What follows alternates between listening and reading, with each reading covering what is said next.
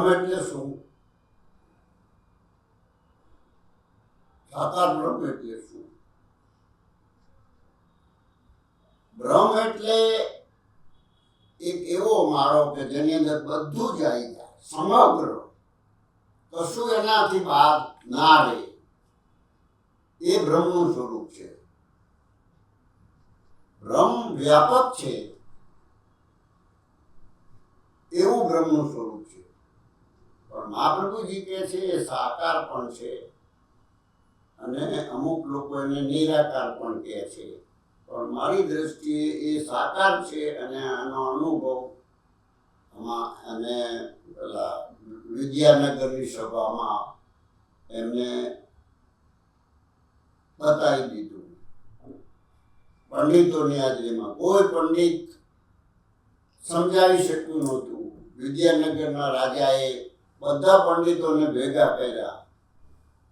એ પેલામાં પુસ્તકમાં પ્રસંગ આવશે કે બાળ સ્વરૂપ બધા પંડિતો બિરાજે છે એની સભામાં. એટલે મહાપ્રભુજીના મામાને ત્યાં મહાપ્રભુજીનું મુકામ કરેલો, એટલે એના મામાએ કહ્યું, એ પોતે ત્યાંના કર્મચારી હતા, એટલે એને કહ્યું કે ભાઈ જો આવે ને એને આવવા ના દેશો, આ સભામાં એને આવવા ના દેશો. પણ જ્યારે એ પધાર્યા મહાપ્રભુજી, ત્યારે વિદ્યાનગરના રાજાએ જોયું કે આ તો કોઈ એવું સ્વરૂપ પધારે છે, એટલે એને કોઈ રોકી શક્યું. એવો પ્રભાવ બતાવ્યો વિદ્યાનગરની સભાની અંદર મહાપ્રભુજીએ.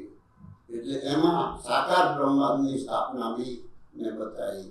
આપણે સાકાર નિરાકારની વાત છે કે અમુક શ્રુતિઓ કહે છે કે સાકાર છે, અમુક કહે છે નિરાકાર છે.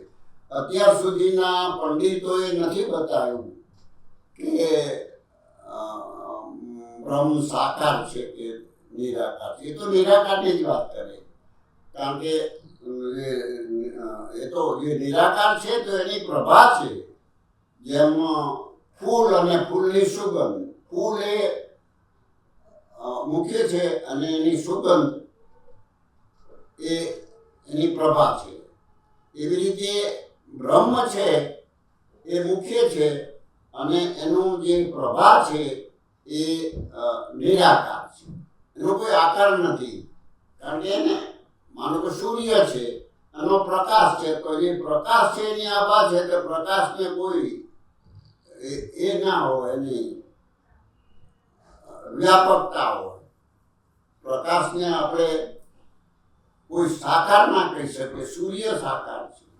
એવી રીતે ભગવાન સાકાર છે, અને આ તો એની પ્રભા છે જગતની અંદર. લોકોને તો દેખાયું છે, જે પંડિતોને કે તો નિરાકાર જ છે, પણ એ મૂળ સ્વરૂપ જોઈ શકે તો ને, એ તો અતઃપર પરબ્રહ્મ છે, એ અગણિત આનંદ છે, અને જે વાણીથી પર છે, વાણીથી અને એને જે પર છે એવું સ્વરૂપ છે પરબ્રહ્મનું. એટલે સાધારણ ભૂતળ પરના પંડિતો તો એને જાણી જ ના શકે. એ જાણી શકે તો મહાપ્રભુજી, જેને પોતે બધું અનુભવ્યું છે. ગોપી ભાવ એમનામાં, મહાપ્રભુજી ગોપી ભાવ પણ એમાં હતો. ગોપી ભાવથી એમને એ પ્રભુનું સ્વરૂપ જાણી શક્યા છે. એક વખત યુધિષ્ઠિરે રાજસુ યજ્ઞ એરેન્જ કરેલો. એની અંદર બધા ઋષિઓ, પંડિતો બધા પરમાત્માના દર્શન કરવા પધાર્યા. એને તો પોતાને દર્શન અંતરમાં તો થાય છે, પણ સાક્ષાત પરમાત્માને જે હાલતો ચાલતો બોલતો પરમાત્મા જોવો છે, એટલે જેનું આપણને સ્વપ્નમાં પણ ના હોય એવા પંડિતો દૂર દૂરથી આવી ઋષિઓ અને રાજસુ યજ્ઞમાં પધારે છે. ત્યારે એ રાજસુ યજ્ઞની અંદર ચર્ચા થાય છે કે પહેલી પૂજા કોની કરવી. ત્યારે બધા જે મોટા મોટા ઋષિઓ કે જે ક્યારેય આપણને એના દર્શન ન થાય એવા ઋષિઓ અહીં પધારીને એને કહ્યું કે કૃષ્ણની પૂજા પહેલી કરો. એટલે કૃષ્ણની પૂજા કરવા માટેની ડિસિઝન એ લોકોએ લઈ લીધું કે હવે આપણે કૃષ્ણની પણ યુધિષ્ઠિરને થયું કે 999 ગાળો દીધી એનો પણ ઉદ્ધાર કર્યો. અને આજે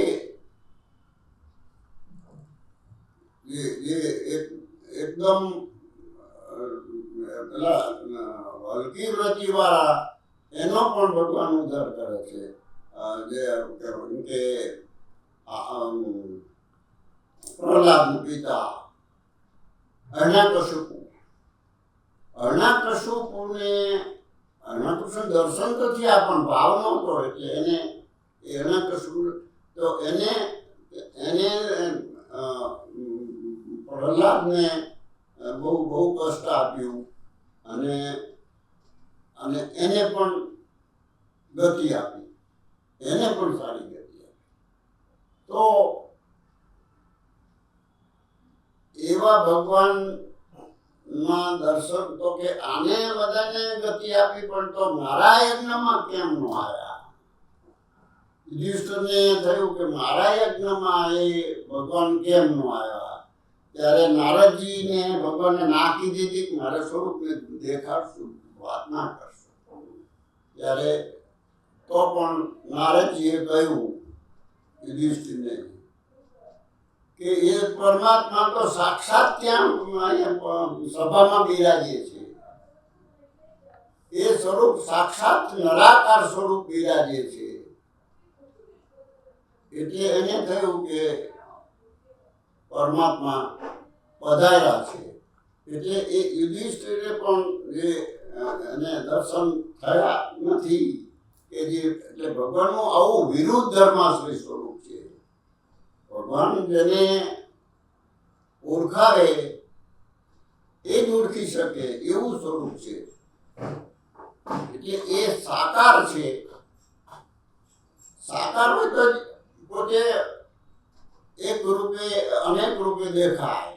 જે ગોપીજનોને દેખાયા, જે શ્રુતિઓ પણ રમતો કૃષ્ણને ઈચ્છે છે. અને એ લોકો ઘણા શું કહે છે કે ભગવાનને હાથ નથી, પગ નથી, છતાં વેદમાં પણ આવું આવે છે કે એ દોડે છતાં દોડે છે, છતાં પકડે છે. એટલે આવું સ્વરૂપ છે. એટલે એક શ્રુતિ આવું કહે છે અને બીજું સ્વરૂપ એવું કહે છે જો એને હાથ પગ નહોતા તો અમારું માખણ કોને ખાધું? અમારી જોડે આ બધી લીલા કોણે કરી?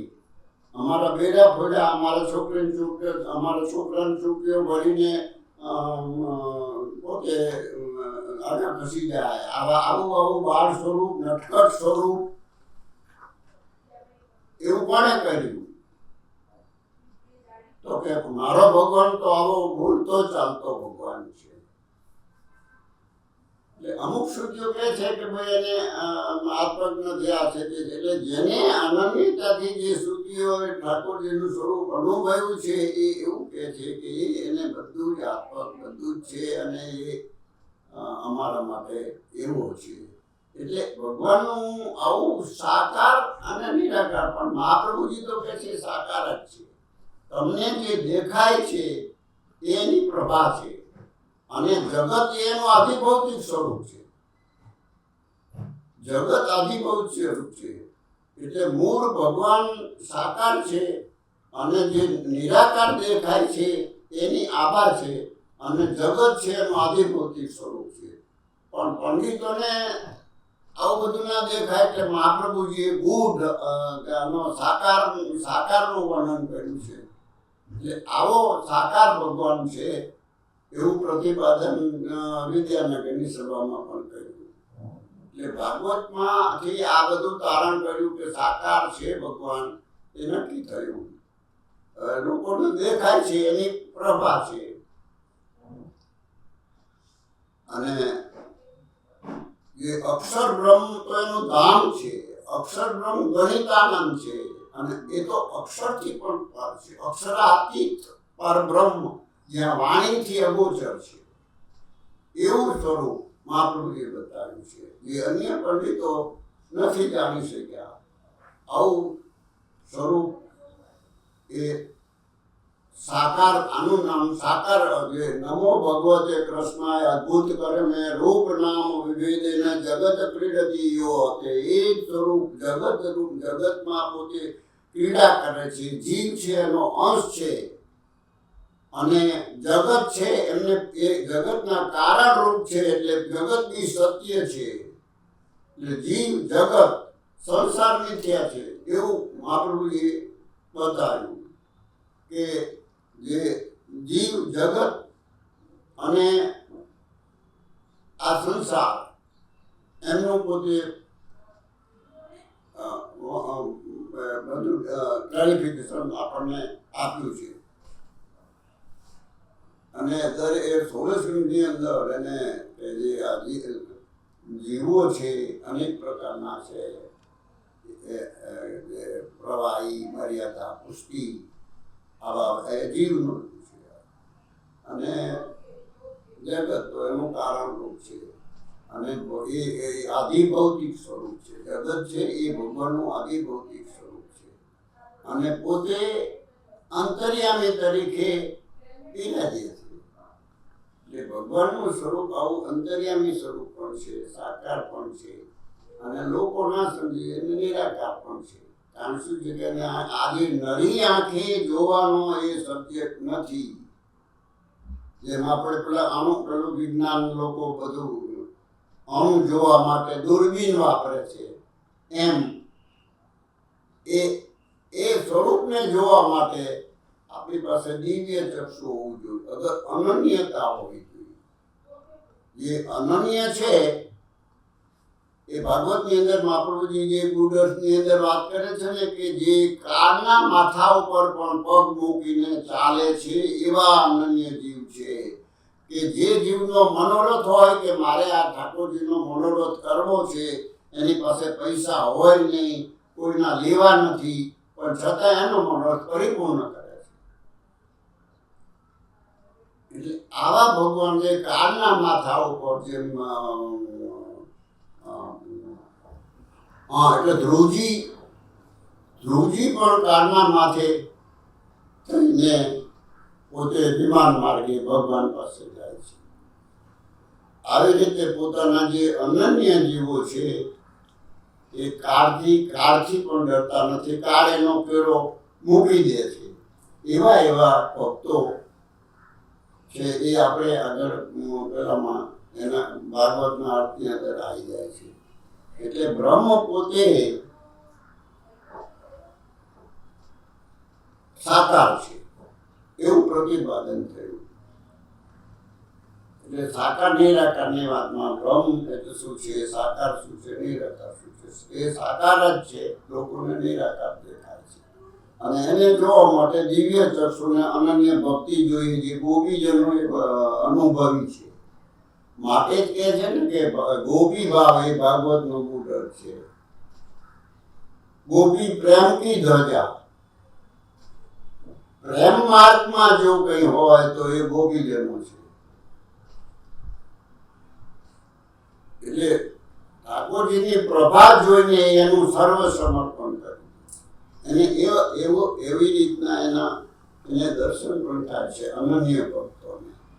એ અનન્ય ભક્તો જ અનુભવી શકે, અન્ય કોઈ અનુભવી ન શકે. એટલે એ જ સાકાર સ્વરૂપ છે. એક જગતની અંદર ભક્તના ઉદ્ધાર માટે એ પધારે છે. દેવીદાર, દેવોદ્ધાર, પ્રયત્નાત્મા. એટલે આ જ સાકાર બ્રહ્મ છે. એનું પ્રતિપાદન વલ્લભાય નમઃ.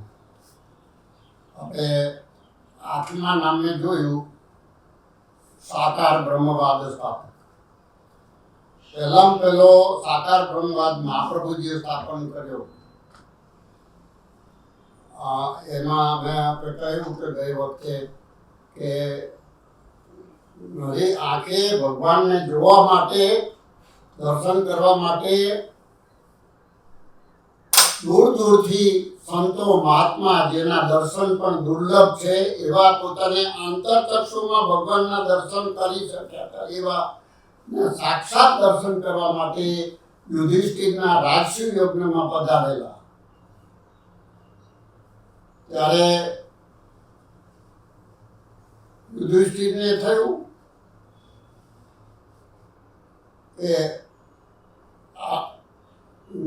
નવાનો ગાળો આપી શિશુપાલે એને પોતાનું તેજ પોતાના ધારણ કર્યું એવા ભગવાન થાંભલામાંથી પ્રગટ થઈને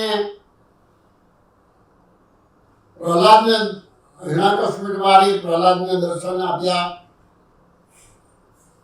તો મારા રાજસૂય યજ્ઞમાં ના પધાર્યા એવો અફસોસ કરતા હતા.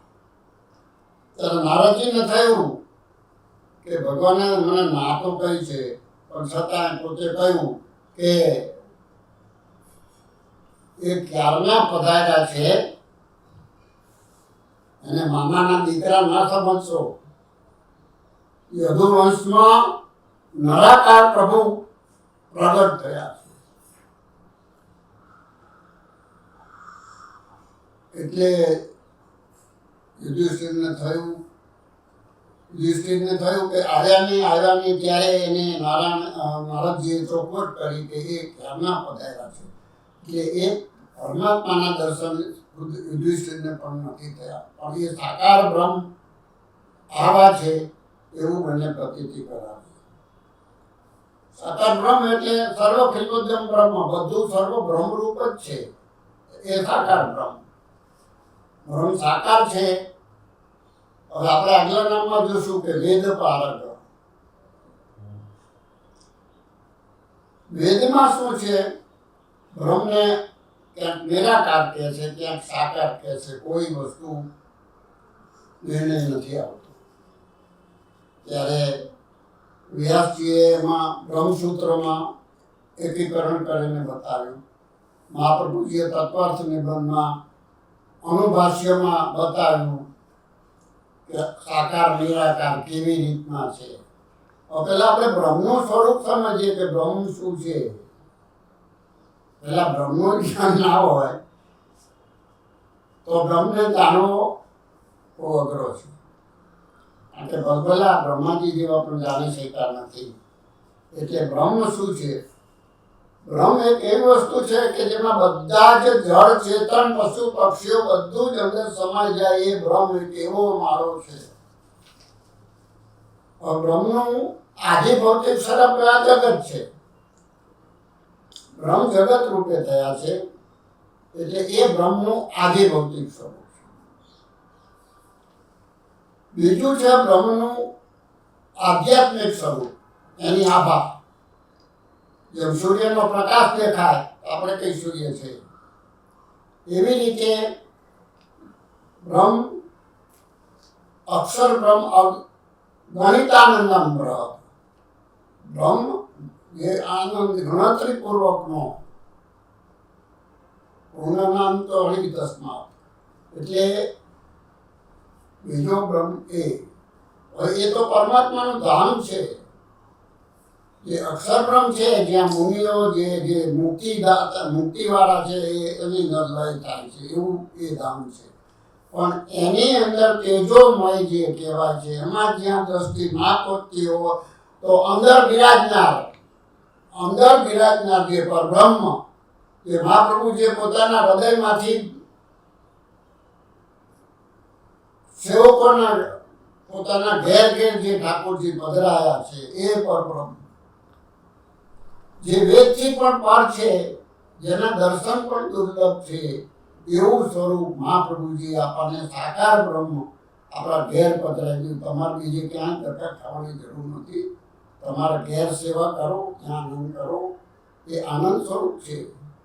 એટલે આવું બ્રહ્મનું સ્વરૂપ છે જે પરબ્રહ્મ, અક્ષર બ્રહ્મ અને જગત રૂપના બ્રહ્મ.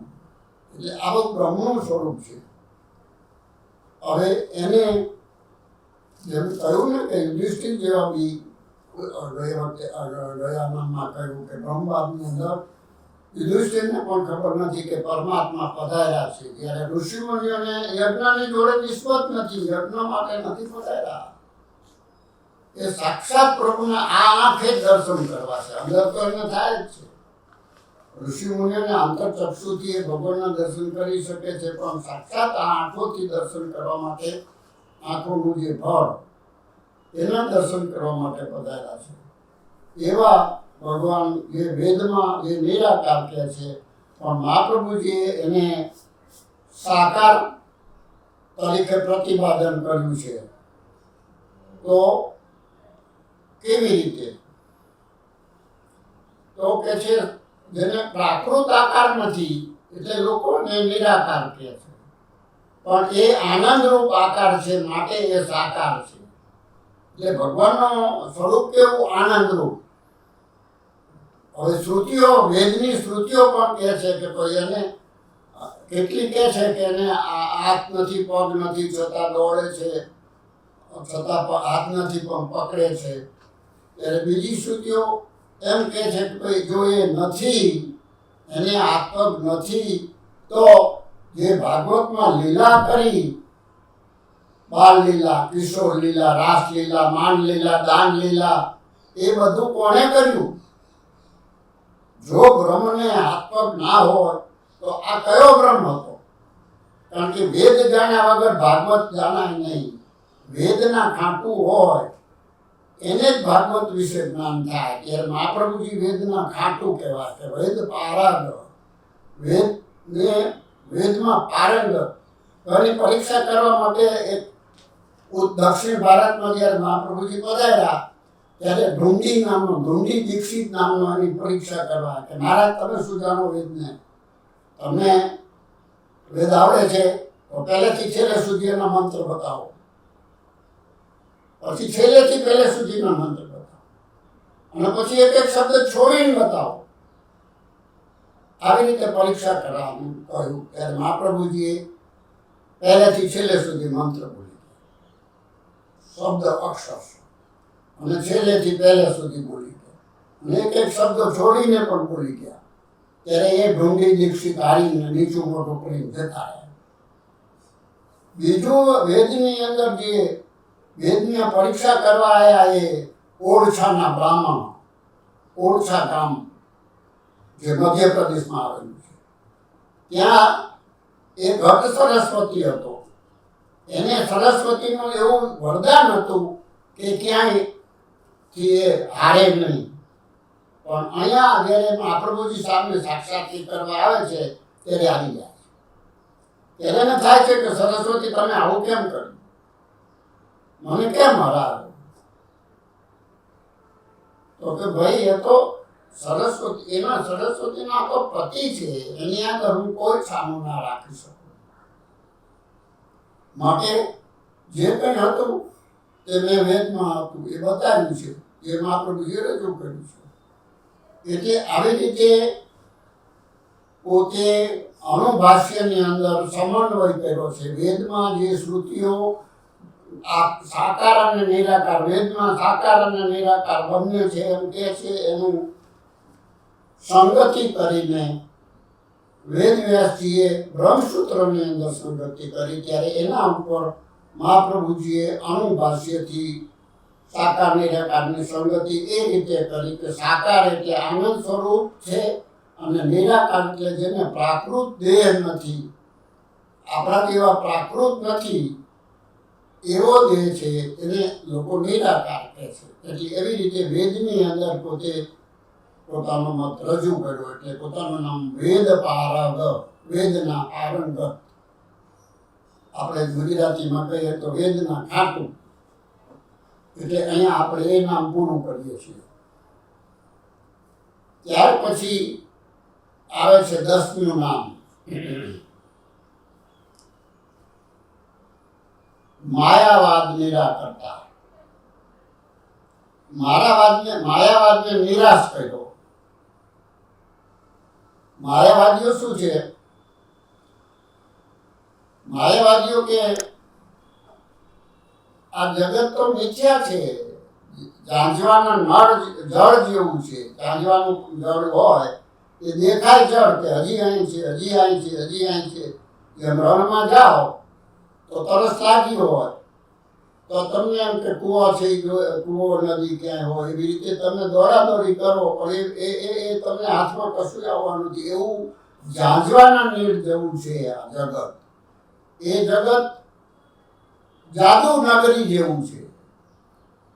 જેમ સપનામાં તમને નગરી દેખાય કે આ તો બધું બહુ છે, એવું આ જગત છે. એવું માયાવાદીઓનું કહેવું છે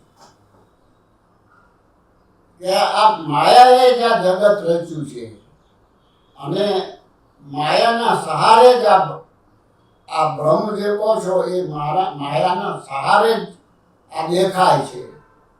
જો માયા ના હોય તો જગત તમને દેખાય જ નહીં. આવો માયાવાદનું કહેવું છે. હવે માયાવાદ એટલે આ જગત ભગવાને રચ્યું નથી એમ કહેવું છે. એટલે મહાપ્રભુજીએ અહીંયા એ વાતનું ખંડન કરે છે કે આ લોકો માયાવાદીઓ શું કહે છે કે ભગવાન નિરાકાર છે તો નિરાકાર કોઈ બનાવી શકે? નિરાકાર કોઈ જગતને બનાવી શકે? એટલે મહાપ્રભુજીએ કહ્યું કે જગત તો ભગવાનમાંથી પ્રગટ થયું છે. જગત છે એ ભગવાનની ક્રીડા ભાન છે. એ જગત ઉત્પન્ન કરીને પોતે અંદર બેઠા છે. જગતની અંદર જે કોઈ તત્વ દેખાય છે, જળ ચેતન, એ બધું પ્રભુનું સ્વરૂપ છે, બ્રહ્મનું સ્વરૂપ છે. એટલે રૂપ નામ વિભેદેન જગત ક્રીડતી હતો એવા કલાનિધિ છે. આ જગતના કલાકાર કલાનિધિ જો ગઈએ તો એ ભગવાન છે, જે સાકાર બ્રહ્મ છે. જે માયાવાદીઓ કહે છે કે ના એ તો સાકાર નથી, એ તો નિરાકાર છે ને એ જગત રચી જ ના શકે એટલે જગત મિથ્યા છે, એવું માયાવાદીનું કહેવું છે. પણ મહાપ્રભુજીનું કહેવું એવું છે કે જગત સત્ય છે કારણ કે એ ભગવાનમાંથી પ્રગટ થયું છે. જેમ કરોળિયો હોય એ પોતામાંથી ઝાડું ઉત્પન્ન કરે અને પોતે જ અંદર રહે અને જ્યારે ઠીક લાગે ત્યારે એ ઝાડાને સંકેલી લે પોતાનામાં. એવી રીતે આ જે જગત છે એ પોતે ભગવાન પોતામાંથી આવિર્ભાવ કરે છે અને જ્યારે એનો પ્રલય કરવાનો હોય ત્યારે પોતામાં વિલીન કરી નાખે છે. એટલે આવા પ્રભુ છે. એટલે એ જગત સત્ય છે કારણ કે ભગવાન સત્ય છે તો જગત પણ સત્ય છે. માયાએ બનાવેલું હોય તો માયા અસત્ય છે, માટે મિથ્યા છે, માટે જગત મિથ્યા હોઈ શકે પણ માયાએ નથી બનાવેલું. માયાનો અહીં કોઈ પણ રોલ નથી એવું મહાપ્રભુજીએ પ્રતિપાદન કર્યું છે. વિજયનગરની અંદર આ રીતે માયાવાદનું ખંડન કરીને પોતાને બ્રહ્મવાદની પદવી પ્રાપ્ત થયેલી છે. એટલે અહીં માયાવાદને આપણે પૂરું કરીએ છીએ. જ્યારે લોકો ચર્ચા કરવા આવતા ત્યારે મહાપ્રભુજીનો સમય સેવા કરવામાં બગડતો એટલે એમને એક પત્રાવણ નામનો લેખ કાશી વિશ્વનાથના મંદિરમાં ચોંટાડ્યો કે જે કોઈને આ પત્રાવલંબન વાંચીને કંઈ પણ શંકા થાય તો તમે અમને અમારી પાસે ચર્ચા કરવા આવી શકો છો. આવી રીતે મહાપ્રભુજીએ પોતે દરેક માયાવાદીને હરાવી અને વિજયનગરની ધર્મસભાની અંદર વિજય પ્રાપ્ત કર્યો છે. એટલે માયાવાદીને આપણે સમજ્યા કે જગતને મિથ્યા કહે છે ત્યારે મહાપ્રભુજી કહે છે જગત મિથ્યા નથી, ભગવાને બનાવ્યું છે માટે એ જગત સત્ય છે. જગત સત્ય છે. તમે શંકરાચાર્ય જે શું કહે છે કે એ અમારી માયા સત્ય છે, માયાથી બધું બનાવ્યું છે. જગત તો માયાના સહારે એનો પ્રતિબંધ છે માટે તમને જગત દેખાય છે. પણ મહાપ્રભુજીએ ચોખ્ખું અને બતાવી દીધું કે ભાઈ માયાનો કોઈ રોલ નથી. માયા તો ભગવાનની શક્તિ છે. માયા સ્વતંત્ર કોઈ કરી શકે નહીં. કે આપણે આગળ નામના જોઈશું કે સર્વવાદ નિરાશ કરતો હવે આવે છે.